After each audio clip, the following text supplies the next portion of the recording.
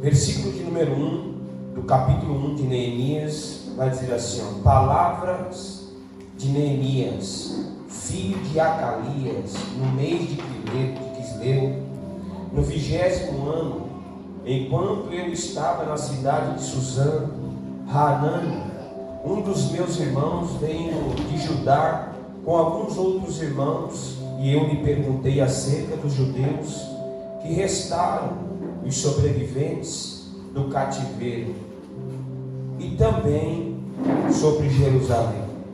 E eles me responderam: aqueles que sobreviveram ao cativeiro e estão lá na província passam por grande sofrimento e humilhação. O muro de Jerusalém foi derrubado, as suas portas foram destruídas pelo fogo. Quando ouvi essas coisas, sentei-me e chorei. Passei dias lamentando-me, jejuando, orando ao Deus dos céus. Então eu disse ao Senhor Deus dos céus, Deus grande e temível, fiel à aliança, misericordioso com os que temem e obedecem os teus mandamentos, que os seus ouvidos estejam atentos, aos teus olhos estejam abertos para a oração que o teu servo está fazendo diante de ti, dia e noite, em favor dos seus servos, o povo de Israel. Confesso os pecados que nós, os israelitas, temos cometido contra ti. Sim, eu e o meu povo temos cometido, temos pecado,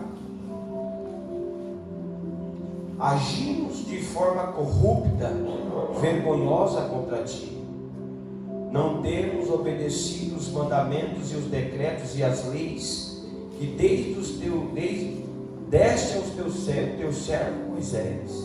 Lembra-te agora do que disseste a Moisés, teu servo: se vocês forem infiéis, eu os espalharei entre as nações. Mas se voltarem para mim e obedecerem os meus mandamentos e puserem em prática, mesmo que vocês estivessem espalhados pelos lugares mais distantes debaixo do céu, de lá eu reuniria e os traria para o lugar que escolhi para estabelecer o meu nome. Estes são os teus servos e o teu povo. Tu o resgataste com o teu grande poder e com o teu braço forte.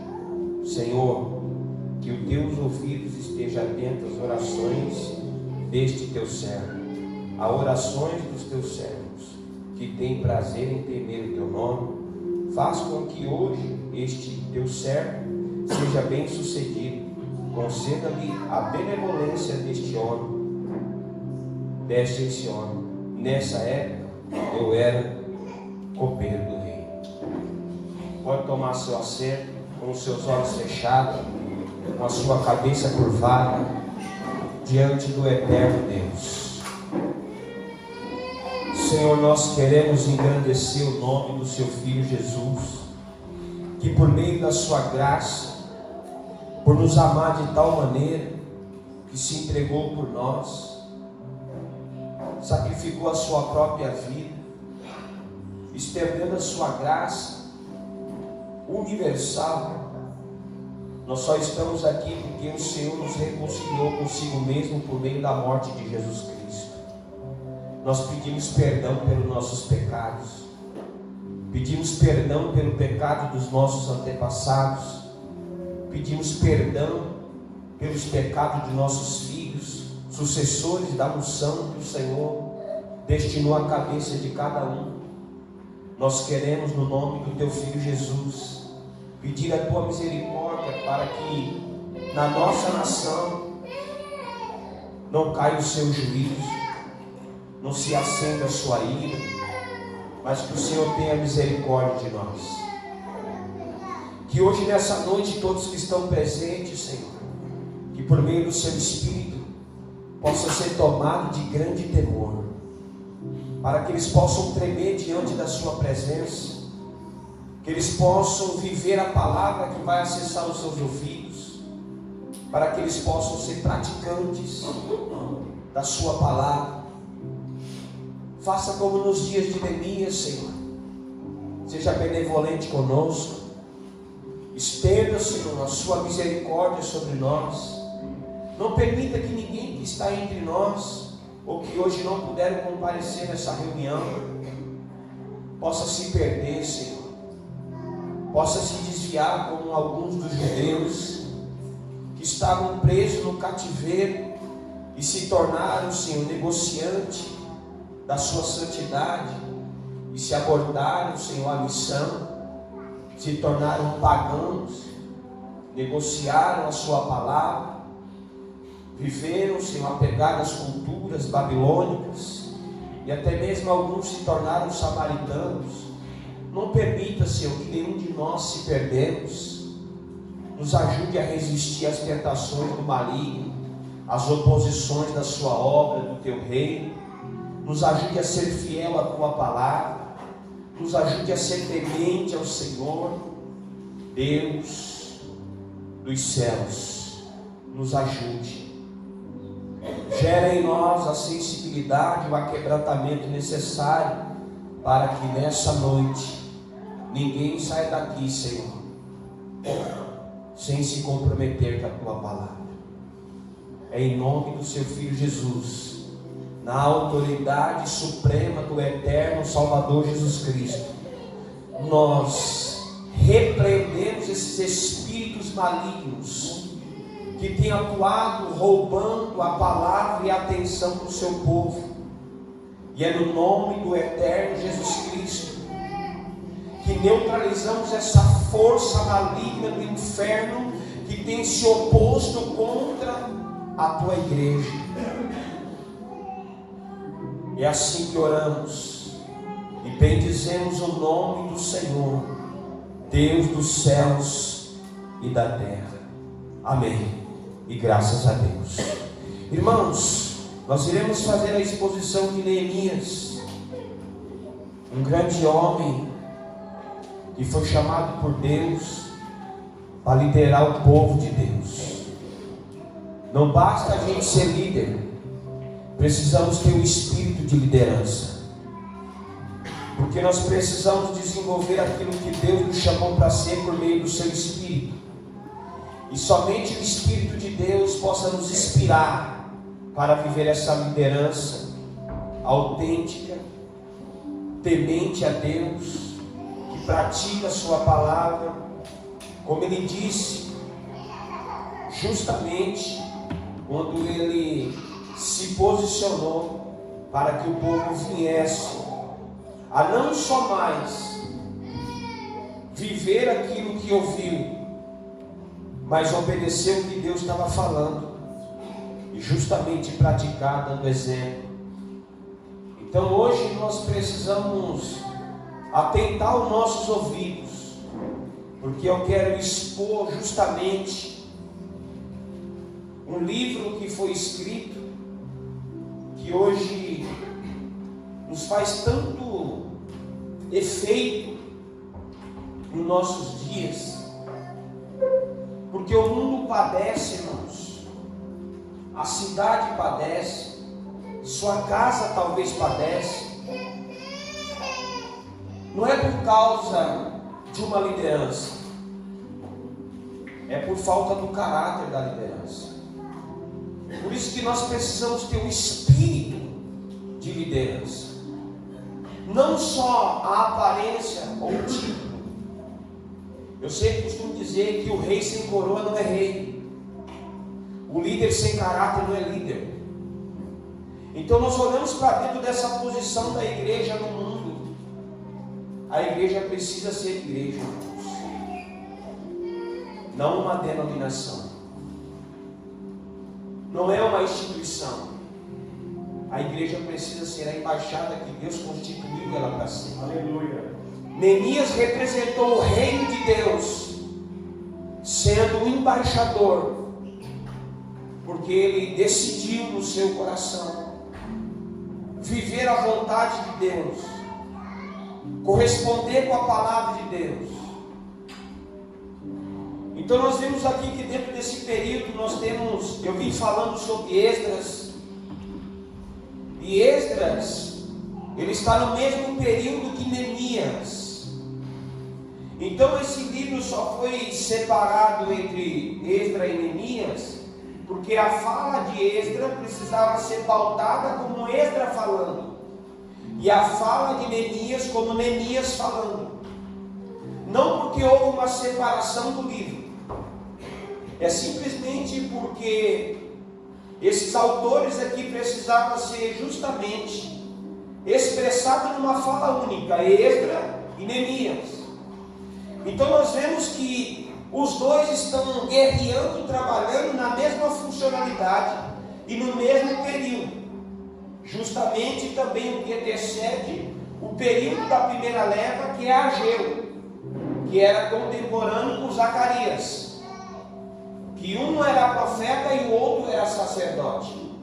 Então, dentro dessa posição, quando Deus vai direcionar o destino da igreja, da nação, Ele sempre levanta um profeta e posiciona um sacerdote, porque aí o profeta ele vai trazer a direção de Deus e o sacerdote vai levar a Deus diante do povo.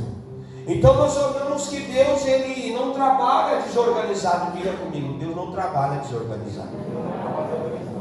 A casa de Deus tem ordenança, diga aleluia por isso. Então Deus ele trabalha de forma exata e objetiva, para que ninguém fique confuso no que ele está fazendo.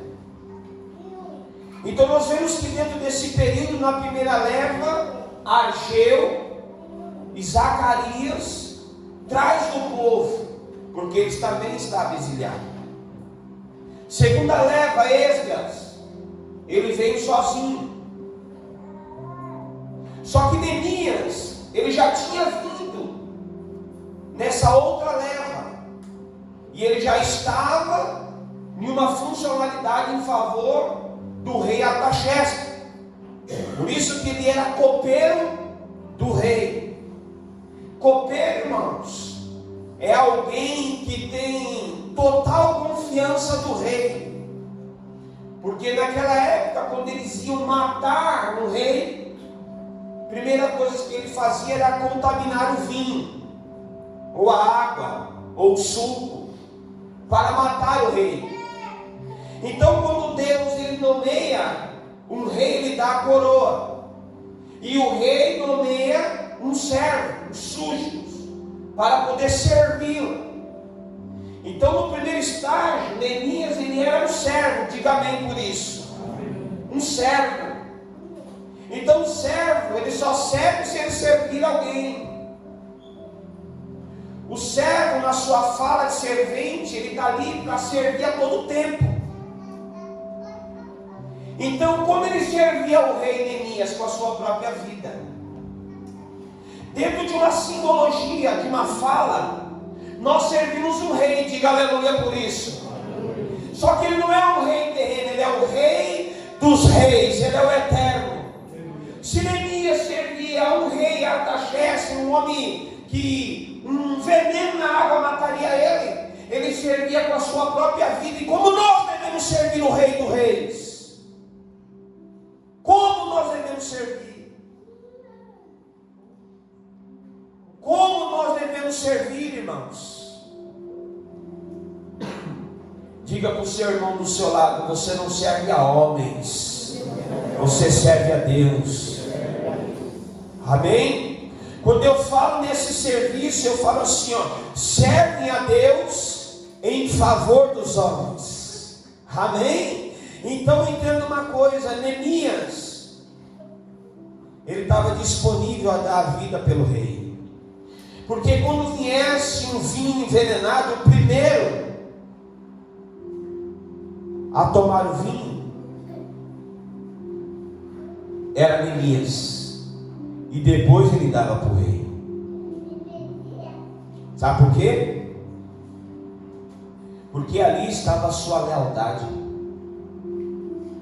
Não é assim a fala dos antigos: vida longa ao rei. Eu morro para que o rei viva. Princípio de lealdade. Diga para o seu irmão do seu lado: o princípio de lealdade.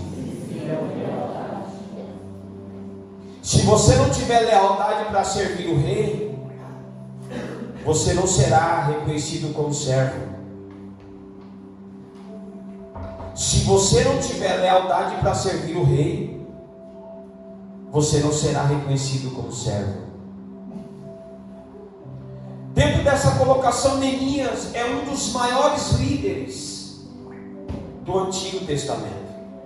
Um dos maiores, porque existia outros. Mas entre eles estava Neemias. Então nós vemos que Neemias, ele era um homem que temia Deus. Então leia comigo o versículo 1 até o versículo de número 3.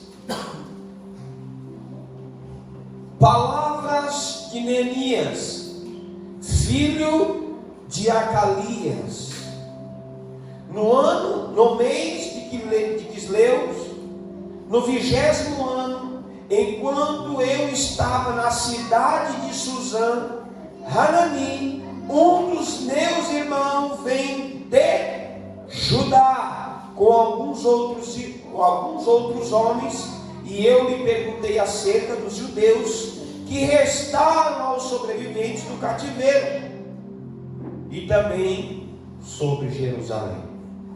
Eles me responderam: aqueles que sobreviveram ao cativeiro estão lá, na província, passa por grande sofrimentos e humilhação. O muro de Jerusalém foi derrubado e suas portas foram.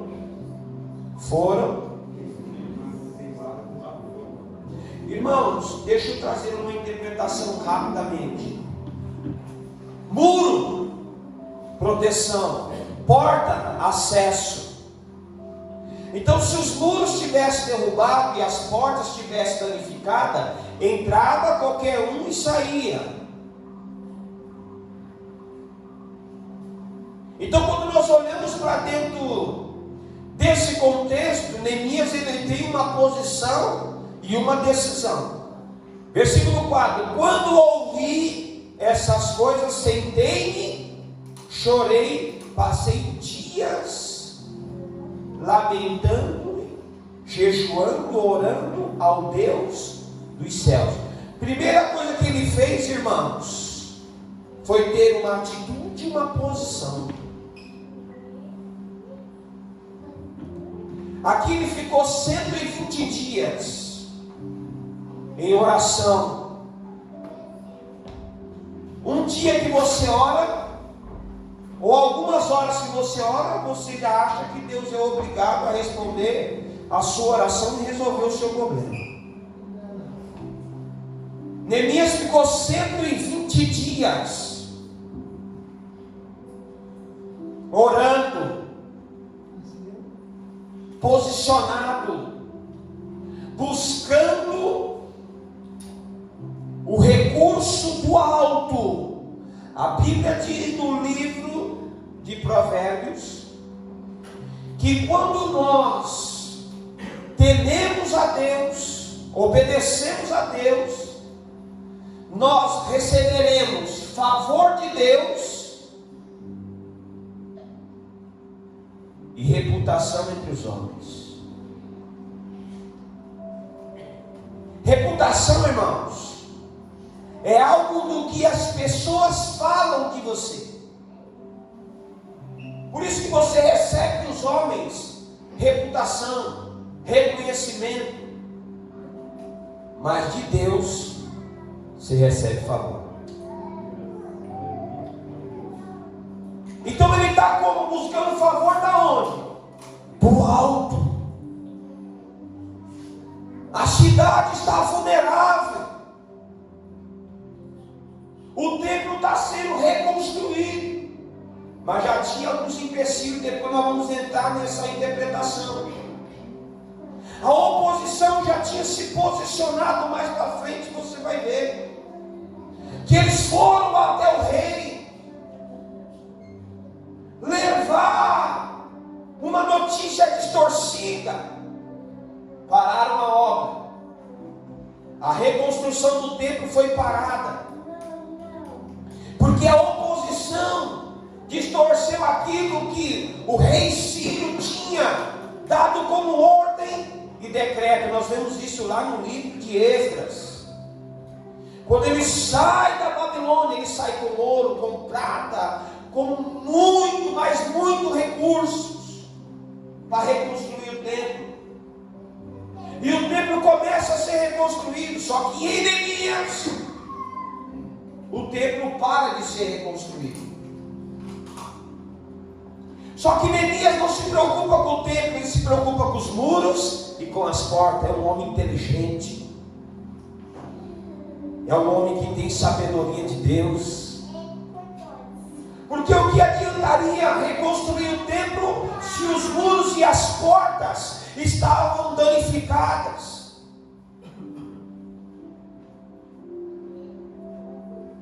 Sabe para que servia a porta da cidade? Para que os juristas ficassem nas portas recebendo todas as causas, para que eles julgassem a causa na porta, não na cidade. Sabe por quê, irmãos? Porque Jerusalém é uma cidade que Deus separou para Ele, não é para os homens. A Bíblia diz, no livro de 2 Crônicas, capítulo 7, verso de número 15 e 16, que Deus escolheu aquele lugar perpetuamente para que o nome dele fosse glorificado. Quem escolheu foi Deus. Quando Deus, irmãos, ele decide algo do céu, a terra não pode parar. A terra não pode interferir. Sabe por que algumas coisas na sua vida ainda está travada? Porque você ainda não decidiu. Porque o dia que realmente você decidir ligar o que você decidiu no céu, ninguém pode parar. Ninguém.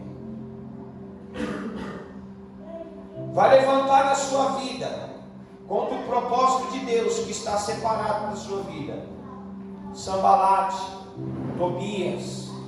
Vai levantar Samaritano, vai levantar os filisteus, vai levantar os jebuseus, já morreus, vai levantar toda a corja de oposição, mas você não vai parar. Você não vai parar. Sabe por que você parou? Porque você não tinha decidido.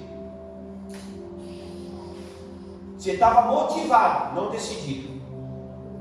Diga para o seu irmão do seu lado: motivação passa, decisão é perpétua.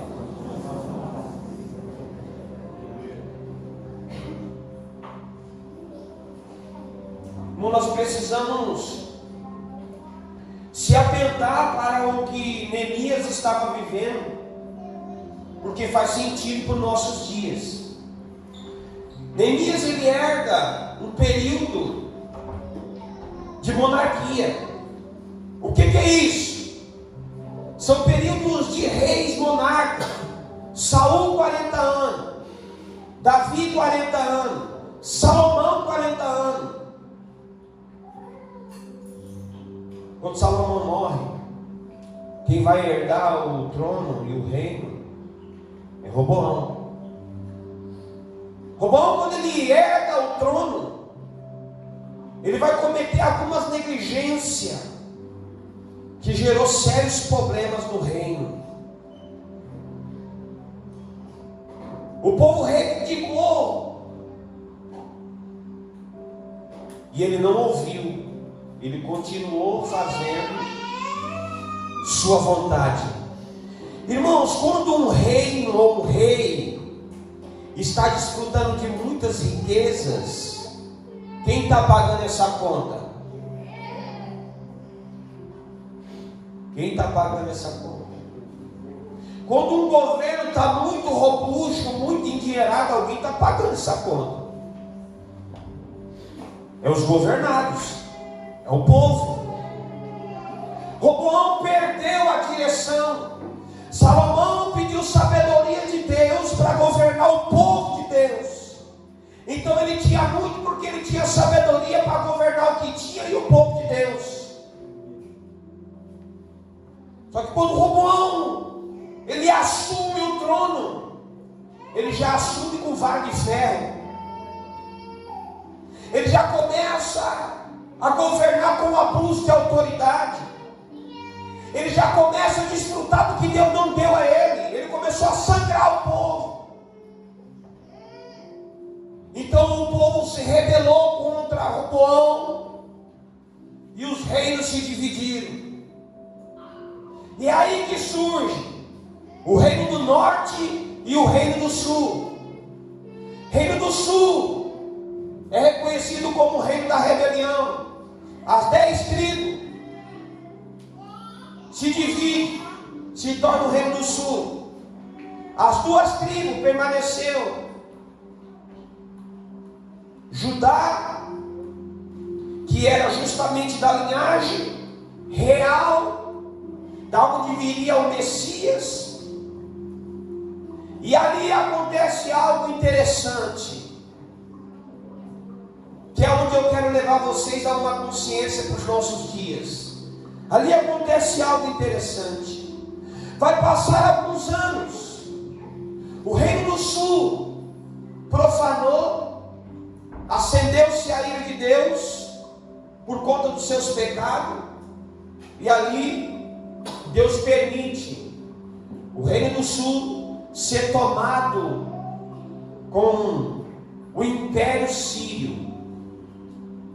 Nós, quando voltamos para a nossa realidade dessa dinastia, aonde vai surgir o Messias, o Cristo, o Rei, que tem a coroa real, celestial, que governa os céus e a terra pelos seus cetros de justiça.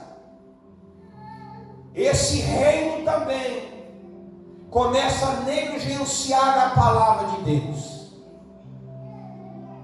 Então, de reino a reino, de rei a rei, o povo volta para a palavra, Deus levanta um rei justo.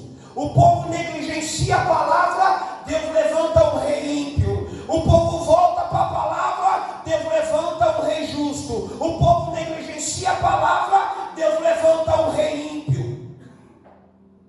Então, como é que o povo vivia de oscilação? Irmão, todo aquele que vive oscilante nunca tem a resposta exata, sempre ele tem dúvida daquilo que ele precisa viver. Todo que vive oscilante não sabe viver a vontade de Deus para a sua vida.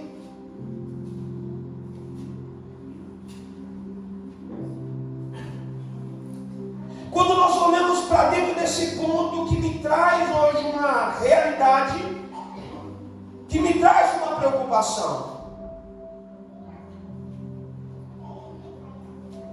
Porque nesse período, Deus levanta. Vamos dizer que Deus permite, que Deus entrega o reino do norte na mão de Nabucodonosor. E dentro dessa proporção, Jeremias está pregando. Jeremias capítulo 27, do número 7 em diante. Jeremias está pregando o arrependimento. Vós serão entregues na mão do ímpio, do opressor. Chegará um reino que tomará esse reino a qual Deus separou para que viesse o Messias. O reinado era de Joaquim. Se arrependa. E a palavra era essa: se arrependa. Se arrependa. Se arrependa, se arrependa, se arrependa, se arrependa. Até que chegar um ponto de Jeremias ser chamado como louco, porque ele pega um tronco de madeira, coloca sobre suas costas, que representa o jugo da nação. Joaquim já não suportava mais ouvir a palavra de confronto de Jeremias, coloca Jeremias no calabouço, prende o profeta de Deus. Não suporto mais ouvir esse louco. Até que um certo dia Deus permitiu Nabucodonosor se aproximar de Jerusalém. Quando Jeoaquim escuta os cavalos e as vozes estrondosas chegando perto de Jerusalém, ele se assusta, porque os cavalos e os cavaleiros de Nabucodonosor eram como leão, os rostos deles eram temíveis, a voz deles estrondava qualquer coração, aos suados ouvidos gerava estremecia, gerava temor no meio daquele povo inteiro de Jerusalém, inteiro, entre crianças, idosos, velhos, todos estremeciam, porque quando eles vinham com os cavalos, até a terra estremecia. Joaquim ficou assustado, pediu para chamar Jeremias. E agora, o que vamos fazer? Seremos tomados como escravos, nós e nossos filhos. Roga ao seu Deus para que ele tenha misericórdia e estenda suas mãos sobre nós e nos proteja. Jeremias disse a ele assim: já não há mais o que fazer, porque agora todos nós seremos entregues na mão dos babilônicos. Os nossos filhos serão criados dentro da Babilônia, seus netos serão criados dentro da Babilônia, suas filhas, as moças, os moços serão servos dos babilônicos. E ele estremeceu, não tinha mais o que fazer. Eles dormiram. Quando amanheceram, já amanheceram cercados de homens com sangue nos olhos. Dentro desse contexto, sabe que é onde eu quero chegar? Que eles estavam tão convictos, eles estavam tão certos de que eles estavam em Jerusalém e que ninguém poderia tomar aquela cidade, porque a mão poderosa de Deus estava sobre eles, porque eles estavam onde o templo do Senhor estava. Então, qual que era a segurança? Aonde o templo de Deus está, a presença de Deus também está. Então ninguém poderá fazer nada conosco. É verdade, eles não estavam errados. Só que Deus é justo. Diga comigo, Deus é justo. Não foi os babilônicos que tomaram Jerusalém, foi Deus que entregou o seu povo na mão de Nabucodonosor por causa de vossos pecados. Talvez a sua causa ainda não está clara para você, talvez os seus olhos ainda não foi escrutinado, mas talvez o seu pecado, que ainda não foi confessado diante de Deus, está sacrificando a sua casa, está sacrificando o seu casamento, o seu chamado, sua vida. Eu já disse a você a força do pecado no meio da humanidade. O pecado, ele tem poder de destruir uma nação. Foi o que aconteceu com Israel. O pecado tem poder para destruir um estado. Foi o que aconteceu com Israel. O pecado tem poder para destruir uma cidade. Foi o que aconteceu com Israel. O pecado tem poder para destruir um bairro. Foi o que aconteceu com Israel. O pecado tem poder para destruir uma família. Foi o que aconteceu com Israel. Não vai ser diferente com você e a sua casa, se você não se arrepender dos seus pecados, se você não confessar os seus pecados, se você não se converter nos seus maus caminhos, se você não se render ao Senhor. Um certo dia, o cetro de justiça de Deus será apontado para você. Porque não é o diabo que te destrói, é Deus que te entrega as suas paixões. Não é o diabo que vai entrar na sua casa para bagunçar a sua casa, é Deus que te entrega. Porque você não se arrependeu, porque você não se humilhou diante de Deus, porque você não foi verdadeiro diante de Deus, Você não foi leal diante de Deus.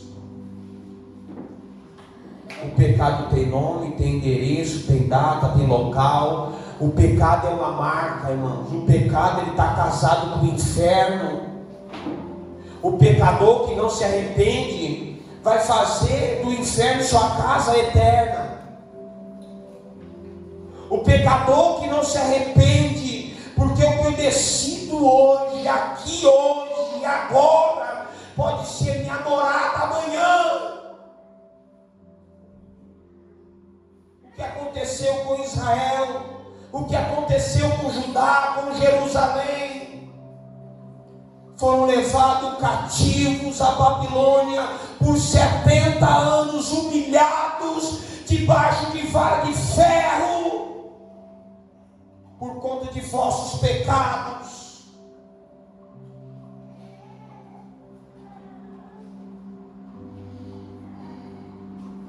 O Brasil, irmãos, hoje só tem uma esperança: é a igreja se tornar a igreja que Cristo quer que ela se torne.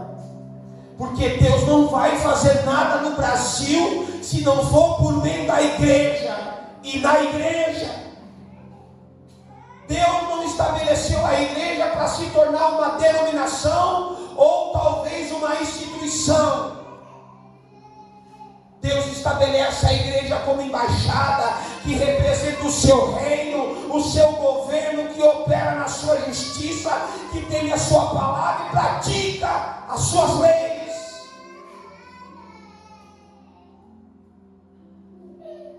O que acontece com a igreja nesses dias? Pergunta para o seu irmão do seu lado: o que acontece com a igreja nesses dias?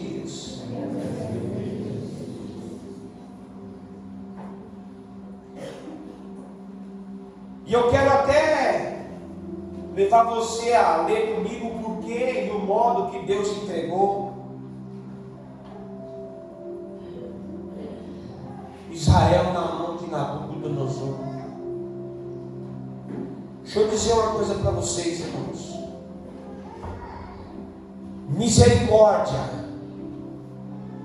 e graça de Deus, ela tem endereço, ela não desvia o caminho, ela não anda pelo atalho. Graça é um favor, misericórdia é Deus tendo piedade da miséria que você está vivendo.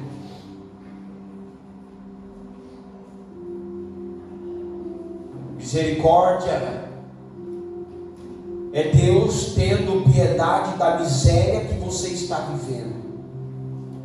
Porque o que você acha que é prazer, o que você acha que hoje é bom para você, é maravilhoso, você gosta, você é atraído, você tem paixão por isso, pelo desfrute absoluto desse mundo, pode te custar o inferno amanhã.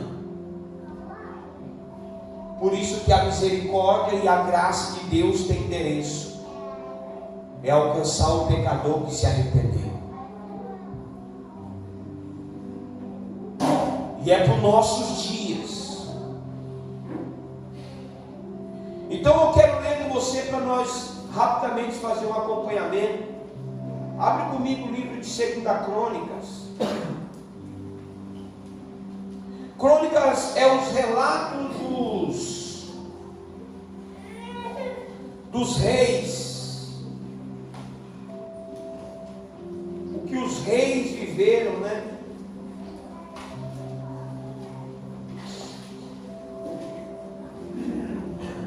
Segunda Crônicas, capítulo 36, verso de número 5 até o 8. Depois nós vamos ler o 15 e o 16. Vai nos dizer assim: Joaquim tinha 25 anos de idade quando começou a reinar. Reinou 11 anos em Jerusalém e ele fez o que o Senhor, o seu Deus, reprova. Presta atenção na fala. Presta atenção, porque a palavra de Deus está sendo exposta aos seus ouvidos. Porque amanhã você possa ouvir assim: Deus reprovou você. E uma vez que Deus reprova, irmão, pode ter certeza, você vai ter problema. Presta atenção que você vai ter problema.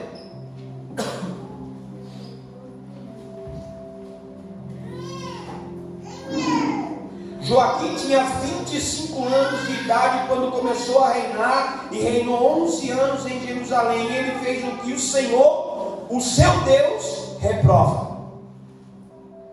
Está reprovado. Está reprovado. Examine-se, olha para a sua conduta, a igreja. Em nome de Jesus. Não faz do evangelho um amuleto para você ter uma válvula de escape, para viver em pecado e depois dizer assim: ai Senhor, tem misericórdia de mim, me ajuda. Não é melhor você não ter conhecido? Era melhor você não ter sentado numa cadeira como essa para ouvir a palavra de Deus e sair amanhã bebendo água do esgoto. Porque uma coisa é o homem que não conhece, e outra coisa é aquele que conhece e não obedece, não pratica, não teme ao Senhor. Deus o reprova. Viver uma vida dissoluta, promíscua. Versículo 6: Nabucodonosor, rei da Babilônia, atacou e prendeu com algemas de bronze para levá-lo para a Babilônia. Levou também para a Babilônia os objetos do templo do Senhor e os colocou no seu templo, Dagon, e assim sucessivamente.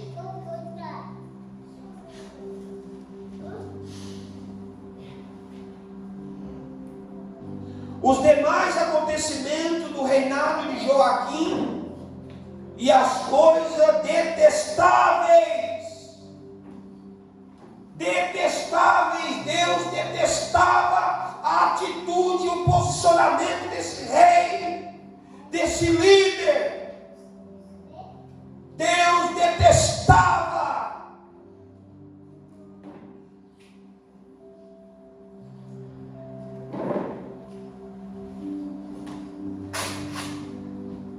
Que fez tudo o que foi chamado contra ele. Estão escritos nos registros históricos dos reis de Israel e de Judá. Seu filho Joaquim foi o seu sucessor. Lê comigo aí o versículo de número 15 e 16. O Senhor, o Deus dos seus antepassados, advertiu-se-os várias vezes por meio dos seus mensageiros, pois ele tinha compaixão do seu povo e do lugar de sua habitação, mas eles zombaram dos mensageiros de Deus, desprezaram as palavras deles e expuseram ao ridículo, e os seus profetas, até que a ira do Senhor se levantou contra o seu povo e já não houve remédio. Você entende, irmãos, que o negócio é muito mais sério? Evangelho não é um amuleto. Evangelho não se vive do jeito que você quer.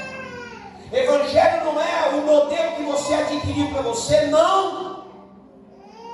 O Evangelho, ele é uma boa notícia que vem com uma cultura e ela é eterna.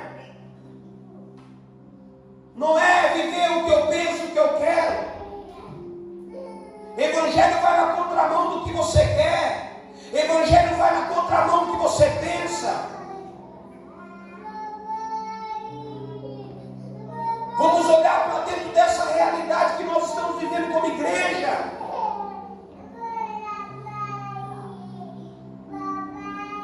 Livro de Jeremias. Abra comigo. Jeremias 21.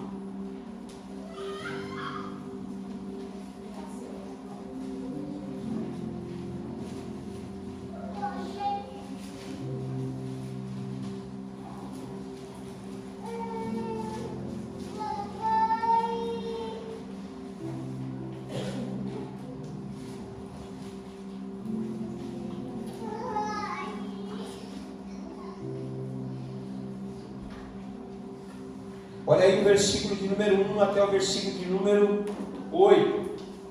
Esta é a palavra que veio a Jeremias da parte do Senhor quando o rei Zedequias enviou-lhe a Puzur, filho de Malquias, o sacerdote Sofonias e filho de Maacéias. Eles disseram: consulta agora o Senhor por nós, porque Nabucodonosor, o rei da Babilônia, está nos atacando. Talvez o Senhor faça por nós uma das suas maravilhas. E assim ele se retirou de nós. E Jeremias, porém, respondeu-lhe: digo-lhe, Zedequias, assim diz o Senhor Deus de Israel: estou pronto, assim diz o Senhor Deus de Israel, estou a ponto de voltar contra vocês as armas de guerra que estão em suas mãos, as quais vocês estão usando para combater o rei da Babilônia e os babilônios, que cercaram vocês do lado de fora dos muros. Eu reunirei dentro dessa cidade, eu mesmo lutarei contra vocês, com a mão poderosa e o braço forte, com a ira e o furor e grande indignação. Matarei os habitantes da cidade, tanto os homens como os animais, e eles morrerão de uma peste terrível. Depois disso, declarou o Senhor: entregarei Zedequias, rei de Judá, aos seus conselheiros e o povo dessa cidade, que sobreviver a peste, a espada e a fome nas mãos de Nabucodonosor, na Babilônia, o rei da Babilônia, nas mãos dos inimigos dele, e aqueles que querem tirar-lhe a vida, e eles o matará a espada sem piedade, nem misericórdia, não terá deles nenhuma compaixão. Irmão, Deus entrega. Esse contexto que eu quero trazer para vocês aqui, como igreja, que nós devemos se arrepender. Nós devemos se arrepender, porque talvez vai chegar uma hora para a sua vida ou para a minha vida, o dia que nós queremos ouvir, nós não vamos mais ouvir a Deus, porque Deus já nos entregou. Arrependa-se enquanto é tempo para a sua vida. Se converta dos seus maus caminhos enquanto é tempo para a sua vida. Enquanto o Senhor ainda está tendo misericórdia de você, enquanto você ainda recebeu a graça de Deus que permitiu você levantar pela essa manhã, respirar, você tem saúde. Reconheça que foi Deus que permitiu você chegar até aqui.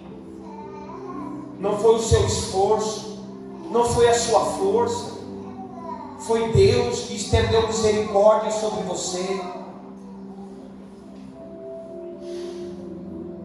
Não ignore essa graça que está na sua direção, em favor de você. Não ignore isso. Você está caminhando de forma que Deus reprova, reconheça, volta, se arrependa, entrega seus caminhos, confia. Porque a qualquer momento Deus pode te entregar e você não ter mais volta. De repente você pode estar andando, você tropicar, bater a cabeça na guia, acabou para você. Entrou em coma, entrou em óbito, acabou para você. Você tombou. Olha para o que nós estamos ouvindo aqui essa noite, irmãos. Talvez seja a sua última noite. Amanhã eu vou receber a notícia que você tombou, porque você não deu crédito à palavra de Deus, porque você não creu na palavra de Deus, porque você não obedeceu a palavra de Deus. Porque amanhã pode ser tarde para mim, amanhã pode ser tarde para você. E o que vai restar da história que você deixou? Alguém que estava numa quarta-feira, num culto, ouvindo a palavra de Deus, Quando o culto acabou, essa pessoa se levantou, foi embora. Na quinta-feira pela manhã, chega aos ouvidos do pastor que aquele fulano ou aquela fulana tombou no caminho. E o que restou? Alguém que ouviu, mas não decidiu no coração, decidiu viver extraviado da palavra de Deus, negligenciando aquilo que ouviu. Não houve mais tempo. Mas o que aconteceu? Ele poderia voltar. Deus sabe quem você é. Deus sabe se você está recebendo a palavra ou não. Deus sabe se você temeu diante dele ou não. A Bíblia diz que Deus sabe quando você vai deitar, quando você vai levantar, quando você vai falar. Deus sabe o que você está pensando. Deus sabe o que você está sentindo. Jeoaquim, quando ele ouviu a palavra, ele zombou do profeta. A palavra sempre é maior que o profeta, irmãos. O problema não é o profeta transmitindo a palavra, é o ouvido que não deu ouvido à palavra, ignorou a palavra.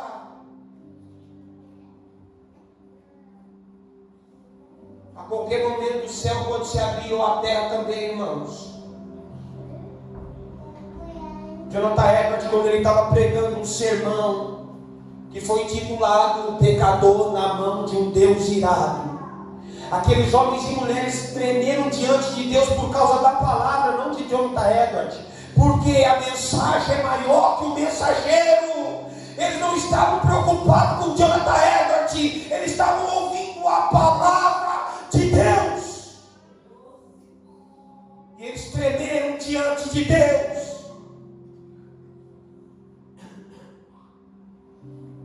E a maioria naquela noite se converteram ao Senhor por meio da palavra de Deus. Glória a Deus. Só que nessa noite eu não quero ter amanhã uma notícia de alguém que ouviu a palavra na quarta e tomou na quinta. E o que aconteceu? Era aquele jovem, aquele idoso que estava no culto, que não deu crédito à pregação do Evangelho, e por fim, vamos lá fazer o velório dele.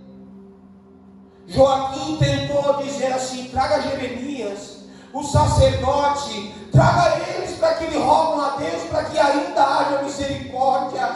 E a Bíblia diz que Deus lembrou daquelas coisas detestáveis que eles faziam.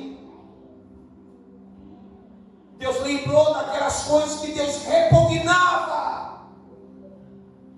Porque quando Deus estendeu as mãos dizendo assim: se arrependa, eles não se arrependeram.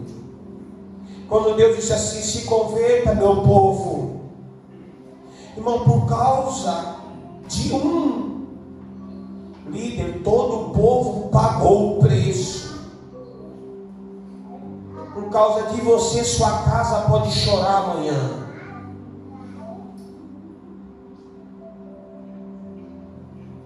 Por causa de você, sua casa pode estar de luto amanhã.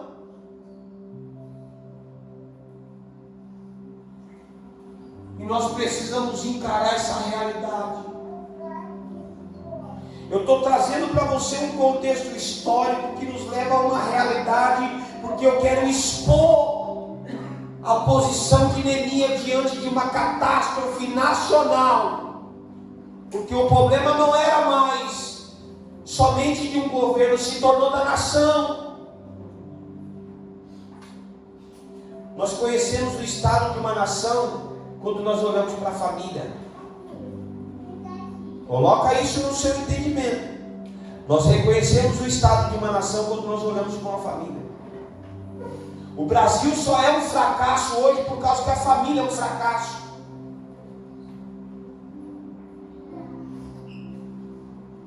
Você está ouvindo isso aí, não? Sabe por quê?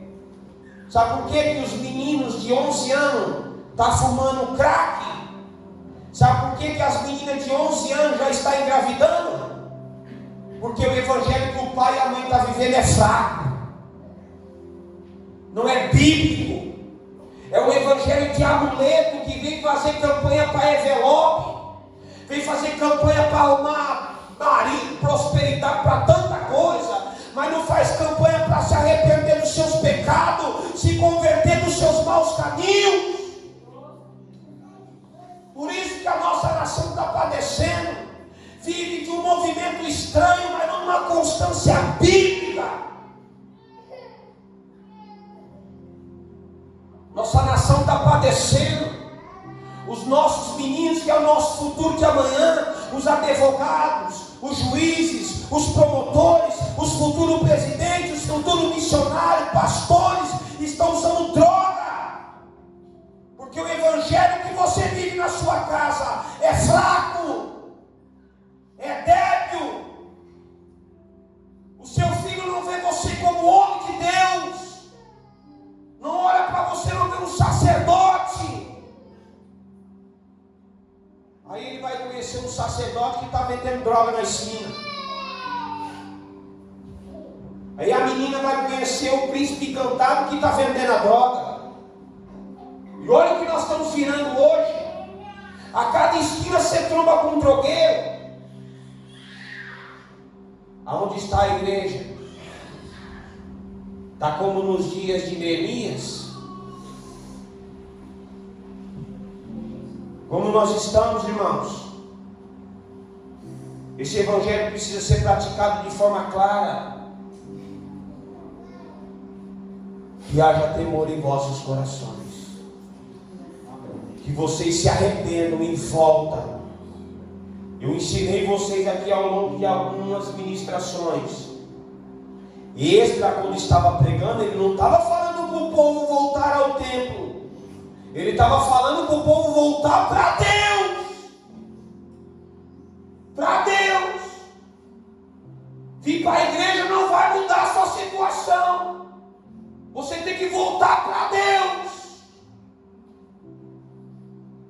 É para Deus que você tem que voltar.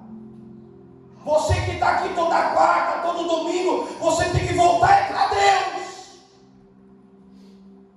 Você tem que voltar a orar, buscar Deus, se arrepender, constância na Bíblia. É cumprir protocolo de quarta e domingo. Se nós continuar, irmãos, vivendo de amuleto evangélico, nós vamos fazer mais uma terça parte da nossa geração pagar o preço.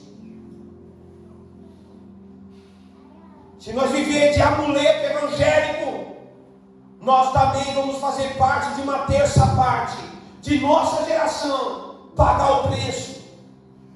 Porque eles vão herdar o que eu vivo, irmãos. Você está entendendo ou não? Eles vão herdar o que eu vivo.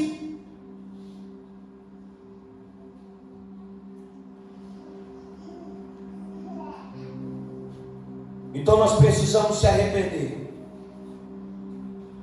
Nessa época, irmãos, dessa confiança no templo, porque eles tinham um templo, então eles creram de forma correta que Deus estava lá, porque foi isso que Deus falou em 2 Crônicas, como é estabelecido.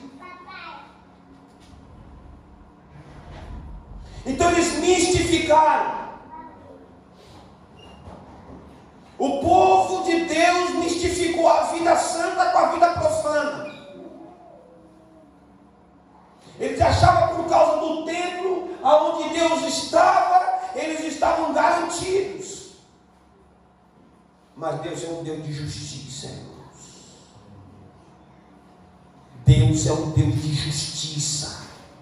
Você pode ter certeza do que eu estou falando para todos vocês. Nesse altar, com as escrituras abertas, o céu está registrando o dia de hoje, a pregação. A Bíblia diz claramente, irmãos, que quando Estevão está pregando, presta atenção, capítulo 7 de Atos, quando Estevão está pregando, os céus se abrem, Cristo se levanta do trono para ver Estevão pregar a palavra de Deus. Porque quando a palavra está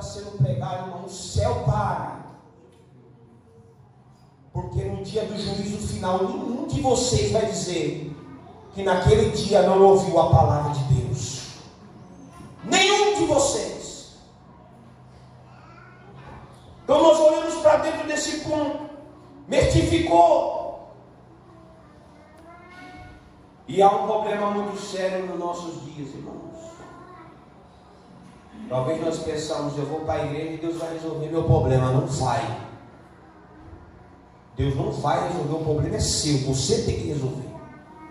Você é a mulher que causou o problema, resolva o problema. Quer sabedoria? A Bíblia diz no livro de Tiago que Deus dá. Pede que Deus dá. Mas Deus não vai resolver seu problema. Deus não é um Deus de ficar resolvendo o problema daquele mimado. Mas eu vou para a igreja e nada acontece. Meu irmão, se você vir para a igreja para as coisas acontecerem na sua vida, você está fazendo um caminho errado. Você tem que ir para Deus. Para a igreja você tem só prestar o seu culto racional.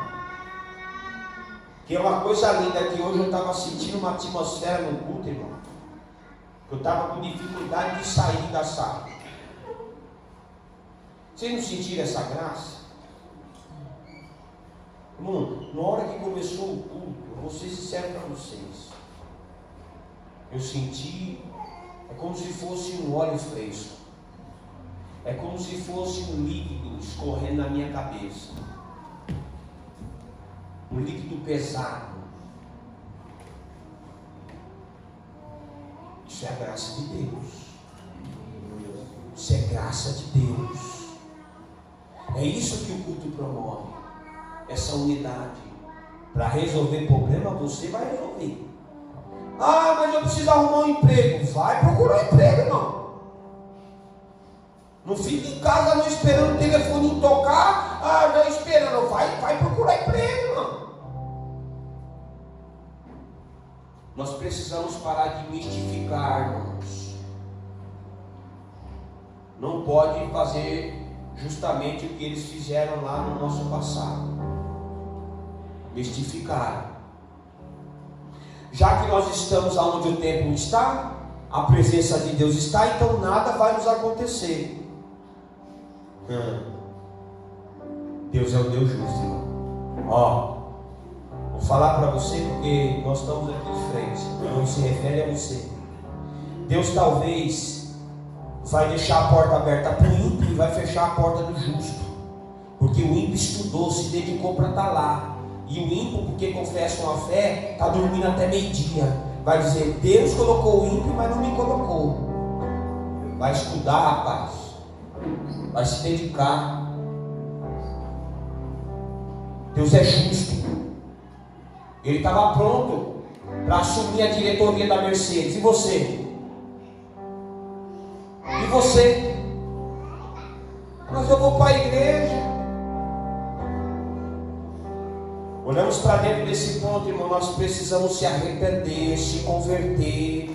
Nós precisamos rever os nossos conceitos cristãos, porque isso é sério o que está acontecendo na nossa geração. É sério. Então eu quero encerrar aqui falando desse período perigoso. Você vai encontrar aí na Bíblia que você está na sua mão, livro de Provérbios 28, versículo 13 e 14, primeira epístola de João 1, 9, vai falar sobre o arrependimento, o perdão e a continuação da sua vida com Deus. Amém? Então o arrependimento dá um reset na sua vida de pecado e recomeça numa vida de comunhão com Deus. Arrependimento e confissão. Provérbios 28, versículo 13 e 14, há um recomeço. Então Deus vai resetar a sua vida de pecado. Deus vai recomeçar, vai conectar, vai reconciliar. A Bíblia vai dizer que na primeira epístola de João, capítulo 1, verso 9, Deus vai dizer que ali Ele vai te justificar, vai te purificar. E nós olhamos para dentro desse ponto que é o ponto crucial da igreja.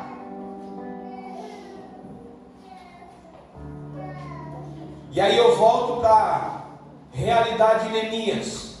Neemias estava num período muito perigoso. E nessa época ele era copeiro do rei. Nesse período, Neemias estava sofrendo grandes embates e oposições. E eu quero deixar aqui para vocês, dentro dessa história, desse relato, dessa construção, aonde nós conectamos os textos de Crônicas, Jeremias, Neemias, Esdras. Você vai ver que Esdras aparece no livro de Neemias. Esdras está lá no capítulo 8 de Neemias, elevado numa plataforma, expondo a palavra de Deus. Depois você lê lá, Neemias, capítulo 8. Esdras vai estar sendo citado lá porque ele está expondo a palavra de Deus. Meu perigo, sabe por quê, irmãos? Eu acho interessante como Deus faz essas coisas. Quando Deus vai dar um norte para a igreja, para a nação, Ele levanta um profeta e um sacerdote. Deus vai levantar nesses dias sacerdotes e profetas. Irmão, você tem que ter fé para tomar posse dessa palavra aí, hein? Você tem que ter fé, hein? Porque essa palavra ela há de entrar no coração que vai recepcionar ela, e ela vai produzir um fruto. Porque assim, ó, o que está sendo exposto aqui é as escrituras, e ela tem o poder de efetuar o querer. Ela tem o poder de trazer o resultado para o qual está sendo enviado. A palavra tem o poder de separar as juntas e as medulas. A palavra tem o poder de discernir o que eu estou pensando e o que eu estou sentindo. Ela tem o poder de separar a alma e o espírito. Então nesses dias, pelo poder da palavra que você ouviu e que eu ouvi, Deus vai levantar nesses dias profeta e sacerdotes para mudar o quadro da nação brasileira. Irmãos, eu estou centralizado em uma cidade, e eu creio que essa cidade será tomada de um grande temor pelo poder da palavra de Deus. Os profetas e os sacerdotes serão posicionados para os fins desses dias de forma poderosa, aonde qualquer um que passar em volta dessa cidade vai sentir a glória de Deus em nome de Jesus. Glória a Deus. Porque os muros, irmãos, representam proteção, as portas representam acesso. Deus vai reparar os muros, irmãos. Por isso que Ele vai nos ensinar sobre a postura e a decisão de Neemias, porque Ele vai começar a levantar os muros, e você vai ver que Ele vai começar a levantar a voz. Você vai ver que Ele vai dizer assim, ó, irmão. Ele chamou Acalias de irmão, que estava no cativeiro, foi trazer notícias. Neemias não foi sozinho, irmão, ele foi com companheiros. A Bíblia vai dizer que ele ficou de 2 a 3 dias andando pelos estrombos, andando em volta dos muros, andando pelas portas. Ele estava medindo, ele foi um homem cheio do Espírito Santo. A Bíblia diz que ele levanta de madrugada, à noite ele sai andando, ele monta num cavalo e ele vai, irmãos. Ele começa a medir, ninguém sabia para onde ele ia. Logo depois ele chama os companheiros, mede a cidade, mede as portas. Bom, Deus não vai fazer nada através de um homem sozinho. Sabe por que Deus está chamando você ao arrependimento? Porque Ele quer usar você. Eu quero resumir essa noite, irmãos. Deus está chamando você ao arrependimento porque é você que Ele quer usar. Mas se não houver arrependimento, você nunca se tornará um instrumento de Deus. Você só vai se tornar esse instrumento de Deus Deus, se houver arrependimento. Qual foi a oração de Neemias? Deus, perdoa os meus pecados e o pecado do meu povo. Porque se não houver confissão e arrependimento, não tem restituição e nem posição. Quem não se arrepende continua caído. Então nessa noite se arrependa dos seus pecados, se converta dos seus maus caminhos, porque é você que Deus vai usar nesses dias. É Deus falando com a igreja nessa noite, irmãos.